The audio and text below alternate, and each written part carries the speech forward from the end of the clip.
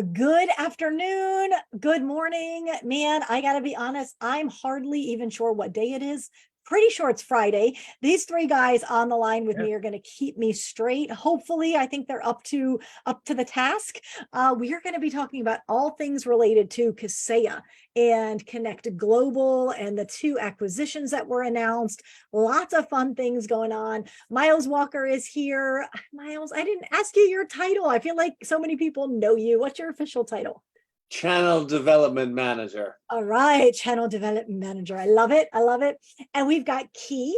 Key Tran is here. He's with Vonahi Security. We're going to talk to him in a minute. He is VP of Ops. And then Brett Jaffe is another face and name that I feel like so many people know. He's in charge of revenue for the MSP sales automation piece. With audit, audit for IT, audit sales. We'll talk about the new names for all of these or new taglines for all of these lines of business. But gentlemen, thank you for your time. I appreciate it. I know you're all super busy. Thanks for having us. Yeah, thanks for having us. And happy Cinco de Mayo. Yes, happy Cinco de Mayo. Key, do you want to give us your take on this day? Yeah, I mean, it's Revenge of the 5th, right? That's the real day. No, I'm kidding. Happy Cinco de Mayo, indeed. Yeah. Absolutely. I think it is Revenge of the 5th. I think that's better for this crowd. So that's why I'm wearing my black and red. Gotta represent. Yeah. I like it. It matches my black and red. Yeah, I know. I love it. You're always on brand. I didn't get the memo. I was just praying there's no green screen. I'd be a floating head. There wasn't a memo. He just happens to know my brand. So I'm just, he did his homework. He did. All right. So I want to get a running start into these couple of acquisitions that we're going to spend a few minutes talking about. But these were announced last week at Vegas, not to be confused with the event that was there this week. But last week at the Connect Global, you announced both of these acquisitions. So let's start with Key. Key, you're a newer name inside of the industry, and I love what you're doing. I was able to interview the Vonahi team as part of Pitch It last year, and so excited about what you're doing in the channel. Came into the interviews, I came in super skeptical. I'm sure there's a little bit of skepticism or a lot of skepticism in the marketplace. So I want to talk about what you do and talk about all of the solutions that you have and where that fits into the MSP world. Yeah, no, thank you so much, Jennifer. And I love that you specifically brought up the controversy around what we do. And we've actually gotten to the point now where we're embracing our slogan, which is automated pen testing. We used to kind of start to shy away from it. But you know what? Even if people come to us and they're a little upset because they want to talk about it, that's a step forward. So 100%. Let's just talk about it. Yes. Yeah. So Vonahi Security, right? We have a SaaS platform for MSPs and internal teams to do network pen testing using an automated SaaS platform. Yeah, I mean, that's pretty much it in a single line. Yeah. All right. So I'm dropping a couple of notes in because people like to go back and watch these. So I'm putting Vonahi Security, automated pen testing, and I'm going to put, because you asked me my opinion about your tagline. No, you really didn't. Yes, really. I feel like the yes really needs to be there to I know you're skeptical, but yeah, automated pen testing. So let's park there for a second, because pen testing has always been this, $10,000 to $70,000 expense, heavy human resources, heavy analytical analysis needed.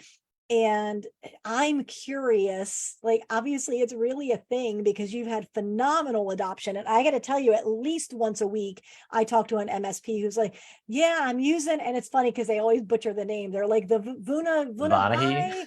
And I'm like, it's Vonahi, but I know who you're talking about. So you're getting fairly rapid adoption. So the tool or the solution must work. Tell us a little bit about how maybe the feedback you're getting from MSPs. Yeah, no, absolutely. So there is a lot of skepticism, right? Initially, and I get it, right? Pen testing is kind of broad. There's web app, there's network, there's social engineering, phishing, etc. At the end of the day, that's why we're very careful in the way we approach the topic. It's network pen testing, right? Anything else, we could do it for you as a services, right? Now, my favorite, I guess, rebuttal to that statement is whenever someone says, well, prove to me. I'm like, sure, we have pen testers using the solution, like literally pen testers. So you want to go to a traditional pen test company, by all means, you might be getting one of our reports anyway. So you're doing the test with your automated SaaS platform, and then the reports, are they white labeled? Are they co-branded? What's the deliverable? Yeah, so they can be, right? The solution is multi-tenant. It is also white label capable. So Okay. if you want to white label it, you can. Either way, it's always going to be a third-party independent test because it is our platform doing all of the work. Nice. Yeah. Okay, I like it.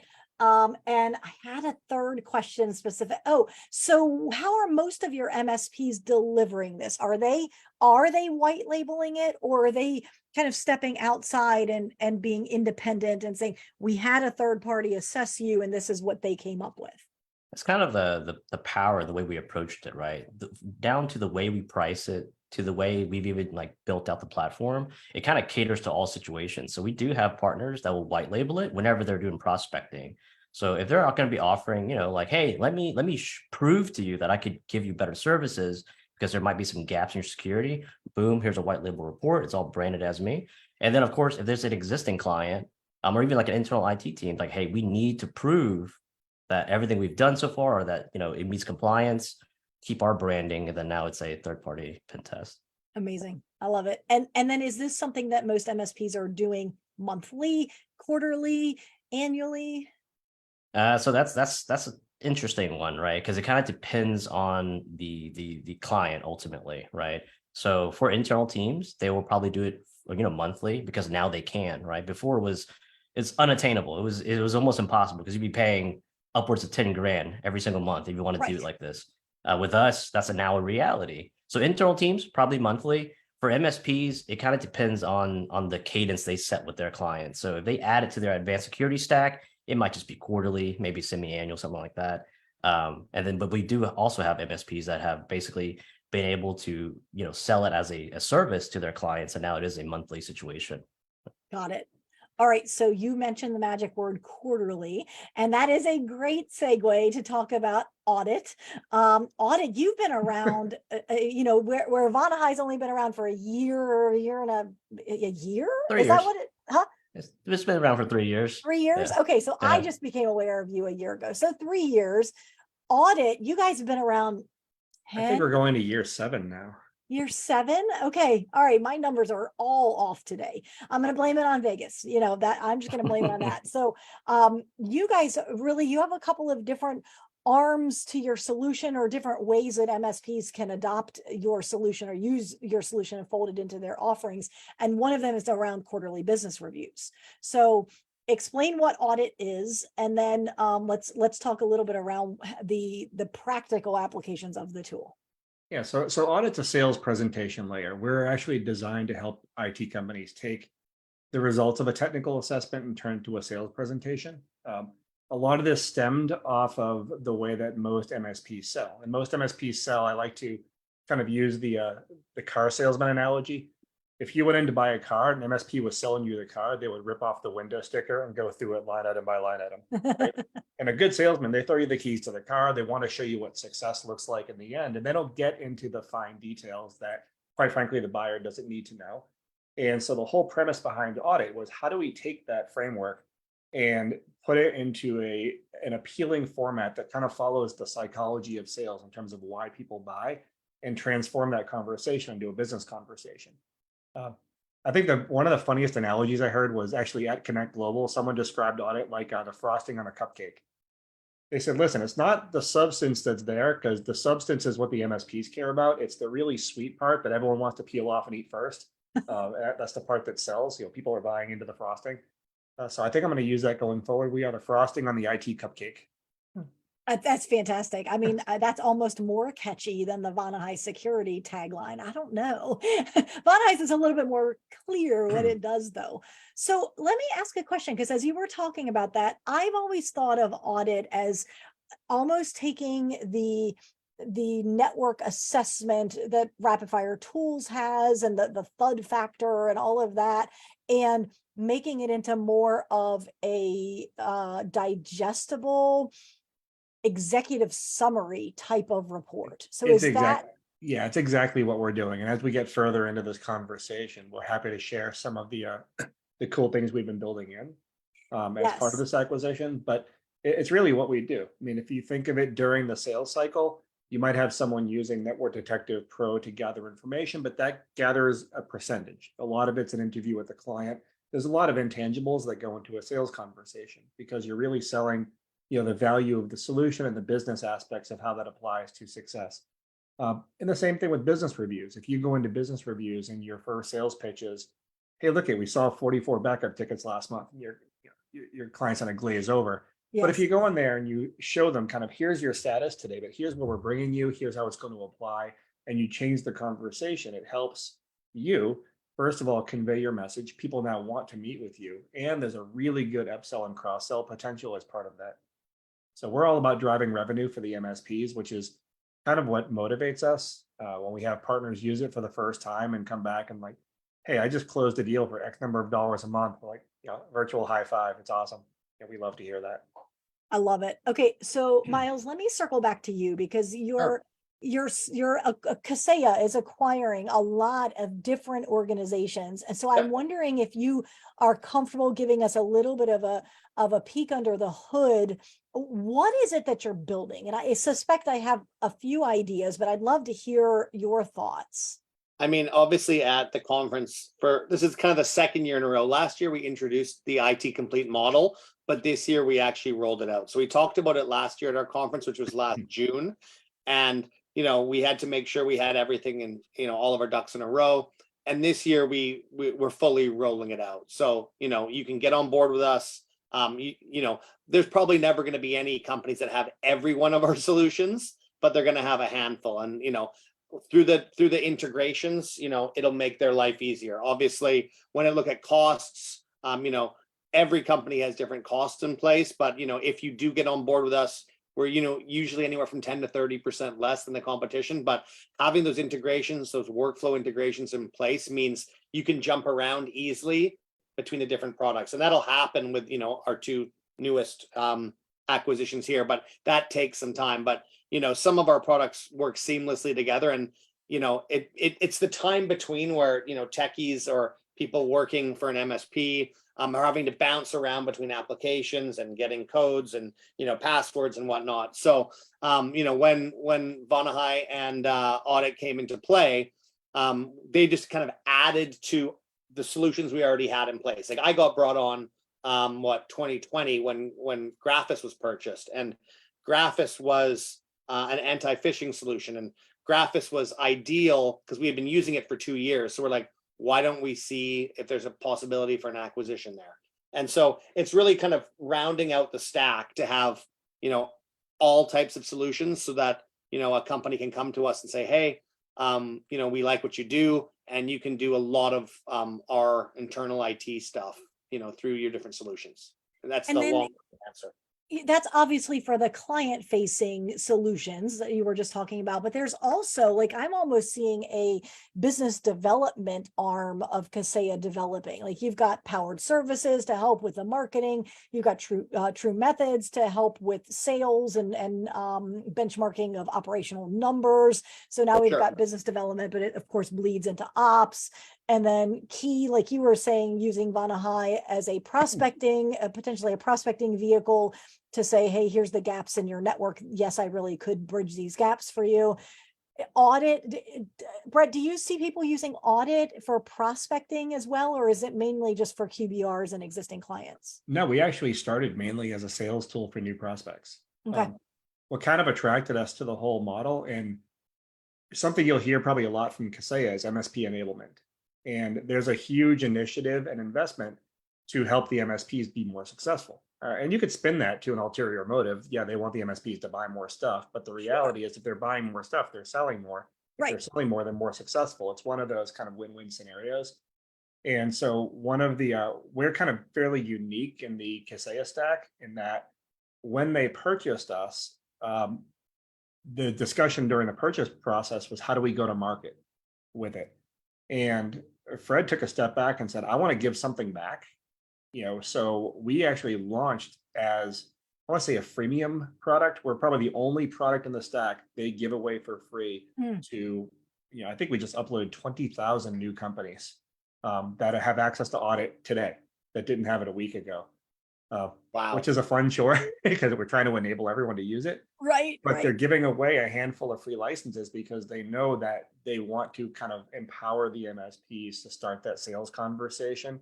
And that piggybacks really, really well with powered services. It piggybacks really well with True Methods. It piggybacks really well on people using My IT Process, Network Detective Pro, Vonahi.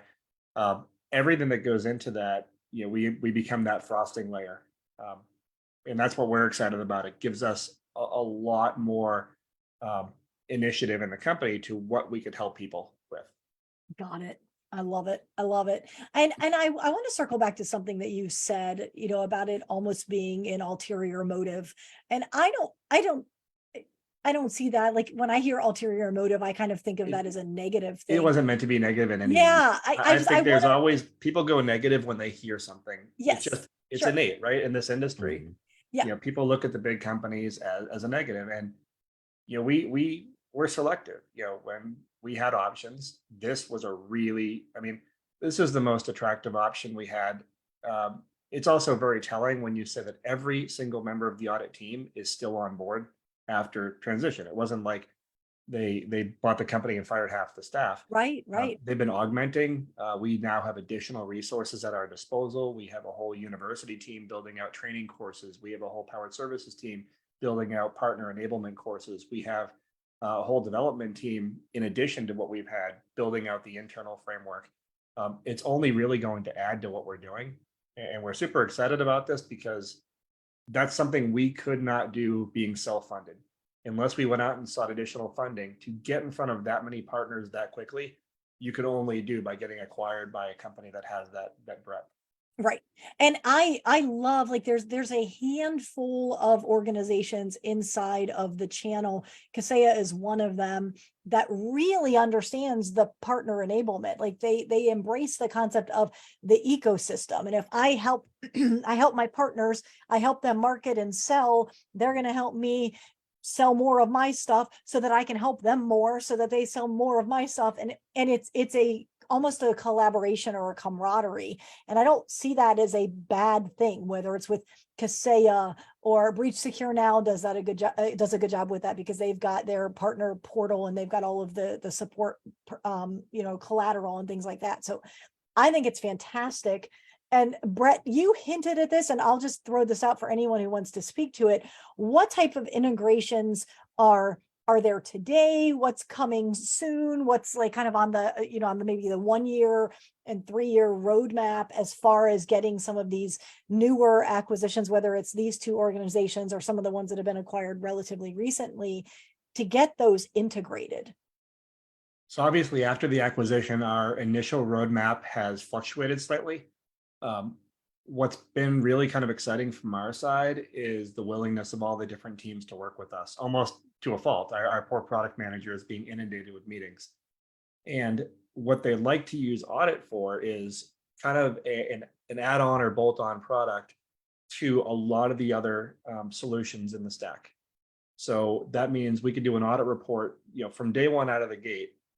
We literally went live with the new version while Fred was doing the keynote. It was like in a beta stage, like waiting, and we couldn't do anything until the keynote. And like, I'm sitting next to the partner manager, Brian, who's our product manager, and he's got his like finger on the button. He's like, I'm waiting. And once it was on stage, thank you very much. It's now time for a break. And you guys were like, go live. Yeah. And Brian's like, I used to make fun. He's like me. He doesn't have a lot of hair. I'm like, Brian had a full head of hair before this started.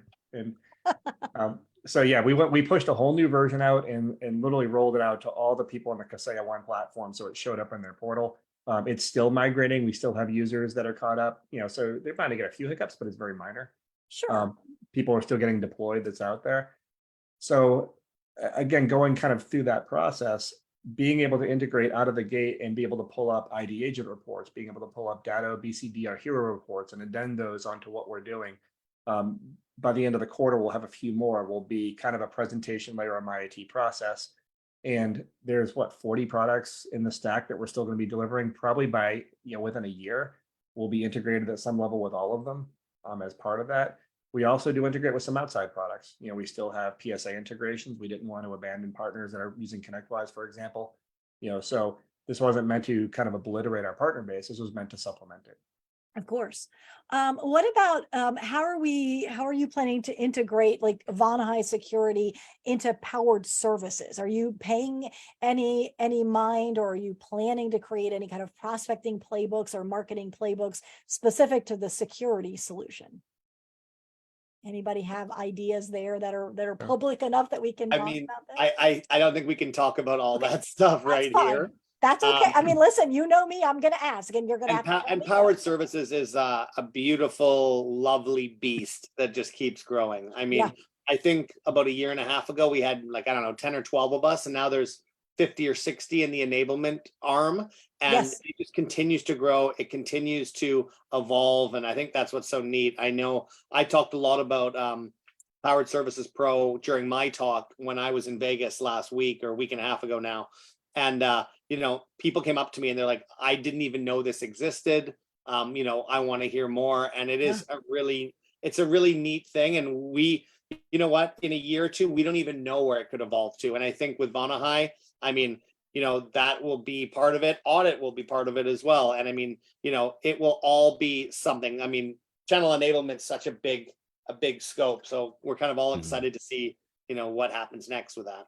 And I know when it first started, which it was probably a year and a half to 2 years ago, it was, you know, it was almost like let's build it. We have an overall vision, like where we want to enable our partners, we want to help them.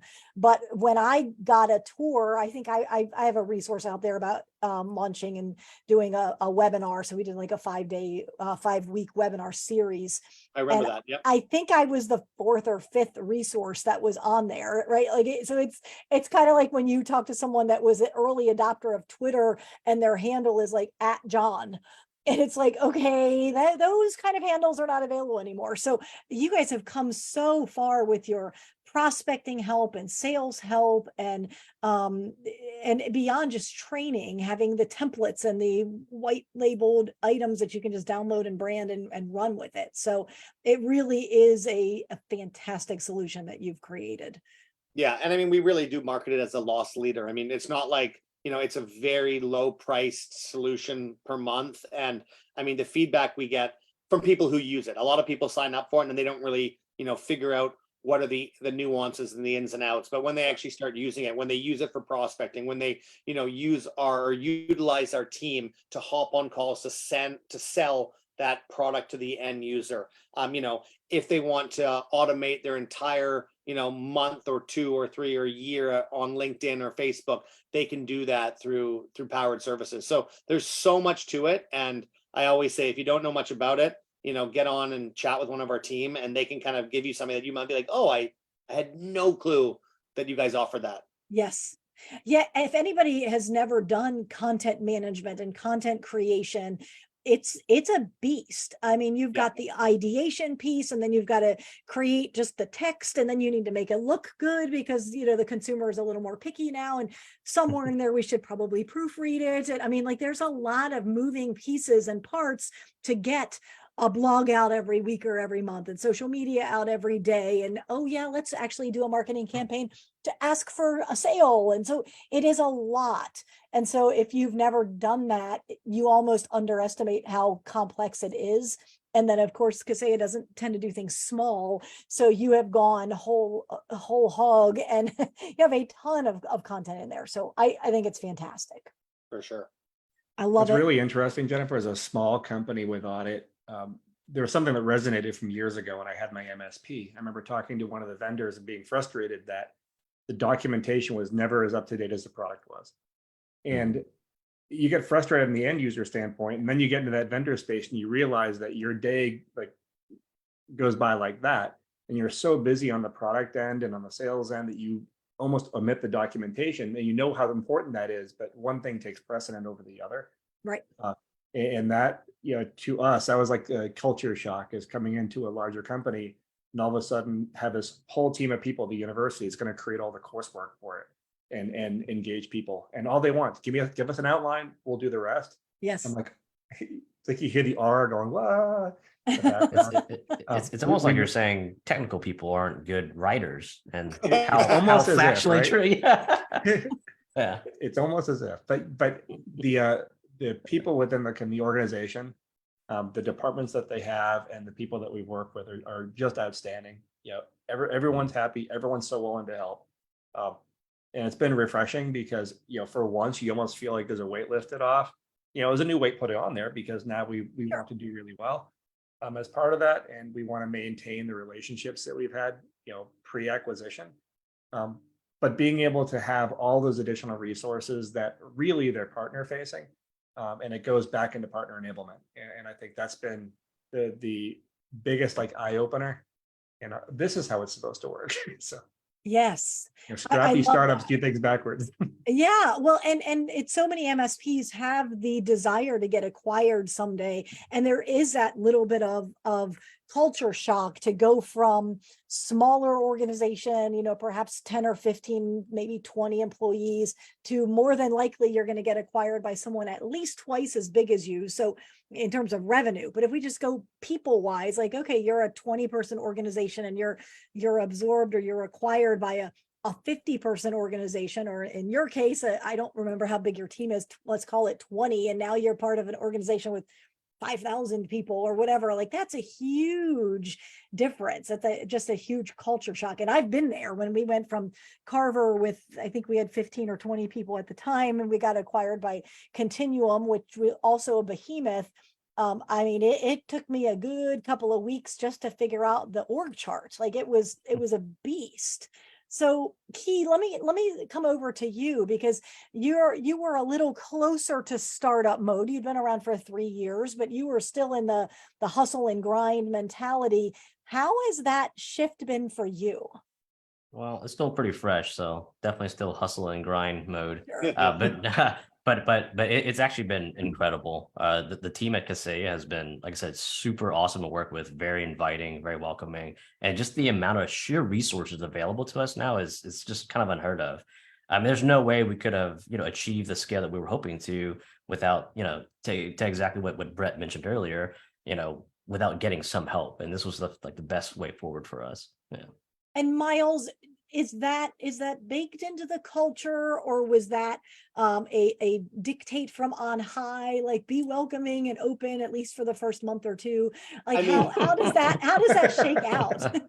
I mean, I've known Brett now, like, just through, like, you know, the tech world for a couple of years, and, you know, Key and I haven't actually met up in person yet. And I mean, I'm excited. I guess coming over when Graphis was brought on board, Graphis was like a tiny company of like 4 to 5 people. And, you know, not to toot my own horn here, but like we did over 300% growth that first year. And it felt so good. And, you know, I thought we were just this tiny little company. I didn't know, you know, how we would evolve into this, like, you know, a big pillar of the business. And, you know, I saw what it was like coming from like a small little startup, because I've done that in the past. And, you know, coming to a company that has resources is so different. I mean, like, I mean, Key and Brett to some extent, probably, like, you know, I did sales, I did marketing, I did cold calling, I did, you know, business development, I did channels, like I had 12 different hats. Sure. And like, you know, I wrote the blogs, and I'm not a writer.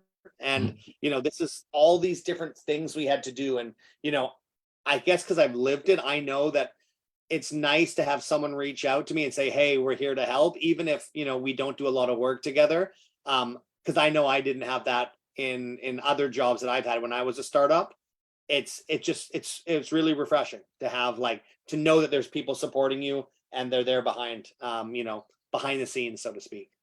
Well, it's interesting because anytime you start studying mergers and acquisitions, you know, the whole concept is the larger company gobbles up the smaller company, and then you've got leverage. And now we don't need 2 HR departments, and we don't need 2 finance departments. But when it's companies that are relatively small getting absorbed and getting acquired, it's not so much that we are taking 2 HR departments and merging them together and, you know, discarding the leftovers. It's more like you were saying, the smaller company, no one really wore the HR hat 40 hours a week.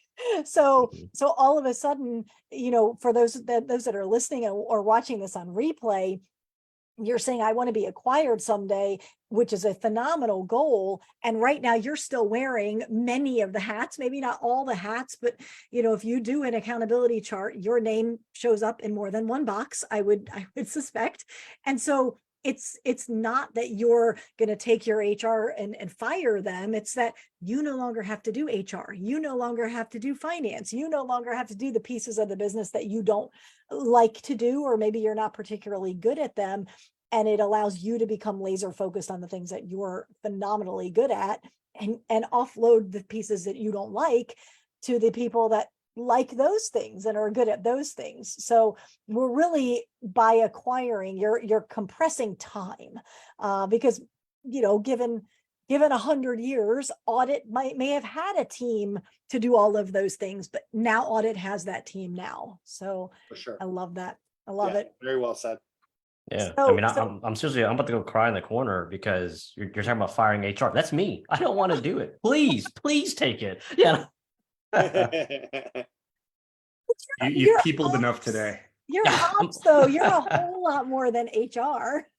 Well, that's what I'm saying. So the more you can whittle away, This is venture number 4 for me. I sold my MSP. I sold a computer forensics company, an electronic discovery company, and a cloud company.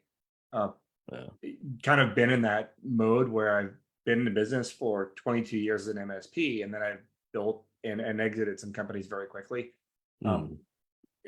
You never look forward to going back to the starting point again. It's a lot of grind. It's not any different. There's still a grind, but it's a good grind. It's sometimes you also go through, and if you build the right company, there's a mission behind it. And we had a really good mission going into this.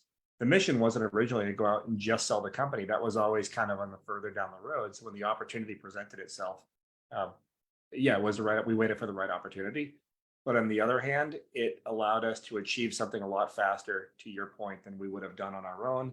And quite frankly, I think if we didn't do something, we'd probably be competing with Kaseya down the road, because they would have figured out this at some level and built it themselves, or bought another company that's part of it. They're assembling, a suite of services. And we want to, for us, it was a great opportunity to be part of something bigger than we could be part of. Think about it. If you were one of the first few thousand employees at Microsoft, would you jump at it? That's the way we kind of feel. I love it. Yeah, that's fantastic. And you don't get those opportunities. Don't come along very often. Right. So I want to ask this question, and I will give you permission to say I would prefer not to answer. I want to ask this of Key as well as Brett. So the phone rings, the email comes to you, and it's Kaseya on the other end, and it's like, oh, we could get acquired. Brett, you just said, like, at some point you wanted to be acquired by someone. Perhaps you would even created your business and created a structure that could be easily acquired by Kaseya. Maybe you shortlisted them as your dream acquirer. And so now that day is here. What is that? How do you even start that conversation? Is it a SWOT analysis? Is it like maybe you sleep on it for a night to get over the crazy shock and the dreams and the wait, let's slow down and think about this logically? Like, how do you even start down the path of, is this the right time? Is this the right organization? Can you speak to that a little bit? You can go first. Thanks. No, I'll approach you carefully. But no, that's a great question, right? And from my perspective, right? And we obviously we spoke to each other as a team, because for Vonahi, our culture was very team oriented, right? So we were like, how do we approach this? Like, does this make sense for the business? But ultimately for us, it was, what was our goal, right? What was our mission? And our mission was, how do we get pen testing into more hands and really to serve a need for the community? And Kaseya was the vessel that did that. We're like, this makes sense, right? Like, this is how we can reach that broader audience quickly and get people more secure, help the community, and, and grow faster. And so for us, that's kind of what really, triggered the chain of events that made sense for us. And I'd also say as well, like, I mean, how many people, what's the total team Key at Vonahi? Right now, so it was 26. Yeah, 26. I mean, like, just to use like an example of something that happened close to home here, like Slack is a Vancouver-based company, and they sold to Salesforce last year, I want to say it was for 27 billion maybe, and a lot of money. And I mean, they asked every employee, like, what's your take on that? And they didn't, of course, but sometimes it's for the greater good, and that's the thing. And I find it so exciting when companies that are like, how big, Brett, is yours? Not at liberty to disclose the details, so to speak. How on many? that side. But people wise, it's not as big as people. Vonahi, So people wise, we're on the smaller side in terms Yeah. of the acquisition piece. A lot of our resources were in development. Yeah. So and we're very much like Graphis. We had a small handful of people that are involved in the day-to-day, and a fairly larger development team that's still along as part of that. But it was an interesting, because I was not, this is the first company I've been involved in that I was not a majority or senior partner in it. I came on board as an advisor at first. I was actually contract CEO for a few years. I stepped back a couple of years ago and stayed involved. Frank DeBenedetto was the majority shareholder. He actually started the company. And so I came on from an advisory standpoint. But all the people in the company had some kind of equity interest. And it wasn't about the money, it was about the opportunity when it came down to it. I will say that one thing that goes into play when you're ready to sell is that you don't just build a company and sell it. You start to really structure the company so that there's processes around everything that you do. You structure it so you could scale it from day one, rather than trying to structure it so that you're just trying to make as much money as possible and leave. And that's where the value comes in, when they know that they can buy you and you can continue to run the way that you're at during this stage that you're integrating with the rest of the company. So they didn't buy us for just the IP, they bought us for the people that are involved in it. And I think that's really what sold us, is that, hey, we want to come on board and we want to keep everyone doing the roles that they're more or less in as part of that. And that was, really the motivation. Previous companies were different, but we always structured, like, my MSP was not built to sell until probably like the last year or two. Then we're like, we got to get our crap together. we got to really structure this properly. Yeah, and what I'm hearing from both of you is you didn't some of you used these words, but the vision, the mission, the values, like you had those established up front, so that made the decision somewhat easier. I mean, still a big decision to make, but does it meet our vision? Does it help us further our mission? Are we in alignment in terms of values? And having those fundamental and foundational pieces in place, it seems like that's pretty important and pretty crucial. If you want to see it to the fruition, yes. If you're looking just to sell it, make a buck and take off, we've had opportunities to do that, but the longevity of that would have been different. And the very fact that we all stayed on board as part of that, it's, hey, we want to come on board and kind of see this to the next level, was super exciting. That's why we stayed on board. That's kind of what motivated us. It wasn't, well, we could probably get this offer, we could wait it out, go someone else, we could shop it around. It wasn't about that. It was about being able to kind of take the company where we always knew it could be. And that's why we stayed. But that's everyone's individual and the reasons why they do that. But that's really what motivated us, is the opportunity to be part of something much bigger than we were. Yeah, I love it. Okay, and this is giving me an opportunity. That whole concept of vision, mission, and values, that is a topic at our event coming up. So Kaseya is sponsoring the event. It's the Ultimate IT Growth Conference. So if you're watching this live or on replay, make sure you get your ticket. It's in Orlando in about a month or so, June 13 and 14. So we're a little more than a month. I'm just pretending it's like 6 or 8 weeks away. Lots of details falling into place. Very, very excited. But Ian Richardson is coming in to talk about vision, mission, values. And the MSPs that are attending are the ones that are really serious about getting acquired. Today they're a little bit below 1 million, up to maybe 5 to 6 million. Those 5 to 6 million people some of them are looking for buyers. And so that vision, mission, value is a super important piece to the puzzle. And he'll be talking about it around acquisition, but he's also talking about how does vision, mission, values allow your team to execute without knocking on your door or constantly pinging you for permission to do things, because they should know what your vision, mission, values are. And as long as it's in alignment and perhaps, below a certain dollar figure, just do it, execute on it and make it happen. So shameless plug, go to mspsalesrevolution.com/ultimate and get a ticket to join me in Orlando in about a month or so. Kaseya will be there, a couple of people from their team. But let's kind of wrap this up and put a pretty bow on it. So Miles, as we take a couple of minutes and a couple steps back, we talked about the greater ecosystem of IT Complete. Any pieces of the puzzle that you feel like are missing or that need to be shored up?